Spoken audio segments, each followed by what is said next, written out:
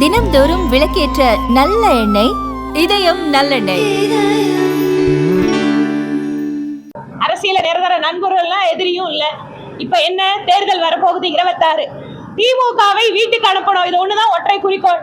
யாரெல்லாம் திமுகவுக்கு எதிராக இருக்கிறார்களோ அனைவரும் ஒரே அணியில் சேர வேண்டும் என்பது தேசிய ஜனநாயக கூட்டணியோட எண்ணம்.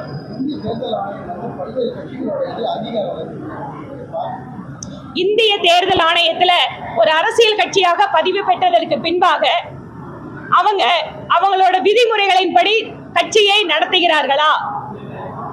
உரிய நேரத்துல செயற்குழு, பொதுக்குழு இந்த மாதிரி ஜனநாயக ரீதியாக விதிகளுக்கு உட்பட்டு அந்த அரசியல் கட்சி இயங்குதா அப்படின்னு தேர்தல் கமிஷன் பார்க்கும்.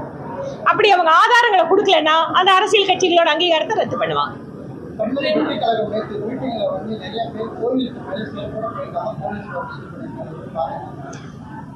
தமிழக வெற்றி கழகத்தோட தலைவர் அவரு புதிதாக அரசியலுக்கு வந்திருக்கிறார். அரசியலுக்கு யார் வேண்டுமானாலும் வரலாம். மக்களுக்கு சேவையாற்றுகின்ற உயர்ந்த எண்ணம் இருக்கின்ற அத்தனை பேரும் அரசியலுக்கு வர வேண்டும் என்பதுதான் எங்களோட நோக்கம். ஆனால் வருகின்ற பொழுது உங்களுடைய கூட்டத்திற்காக அல்லது உங்களுடைய ரசிக தன்மைக்காக இந்த சமூகத்திலே ஒரு நியதிகள் அப்படின்னு இருக்கு.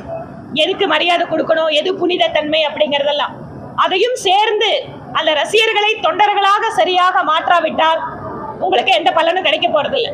அதனால் பஸ்ல ஏறி இல்ல இந்த பிரச்சனை உறுதியாக முழுமையாக தெரிந்து கொள்ளாமல் ஏதோ ஒரு வசனத்தை பேசுவது, அதன் வாயிலாக ஒரு கூட்டத்தை கூட்டுவது என்று இருந்தால் இது ஒரு பபிள் மாதிரி ஆயிரும். அதனால திரு விஜய் அவர்கள் ஒன்று பேசுகின்ற விஷயத்தை பற்றி முழுமையாக படித்து தெரிந்து விட்டு பேச வேண்டும். குறிப்பா நேற்று மீனவர் பிரச்சனை பேசியிருக்காரு. அவர் கேட்கறது 2011 போராடுங்கிறது சரி. 2011 காங்கிரஸ் ஆட்சி இருந்தது, அதனால நீங்க போராடுனீங்க. 14க்கு பின்னால மீனவருக்காக போராடுகின்ற சூழல் உங்களுக்கு வந்துதா? வரல.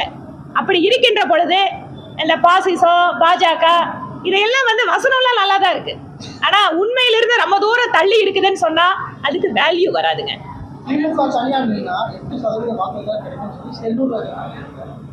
இன்னைக்கு கூட்டணி அப்படின்னு வந்ததுக்கு அப்புறம் அதிலும் நம்மளுக்கு கடந்த ஒரு 25 வருஷங்களா பாத்தீங்கன்னா தமிழ்நாட்டில் ஏதாவது ஒரு விதத்தில் கூட்டணி என்பது எவ்வளவு பெரிய அரசியல் கட்சியாகவும் தேவைப்படுகிறது. இது யதார்த்தம், இது கழ யதார்த்தம்.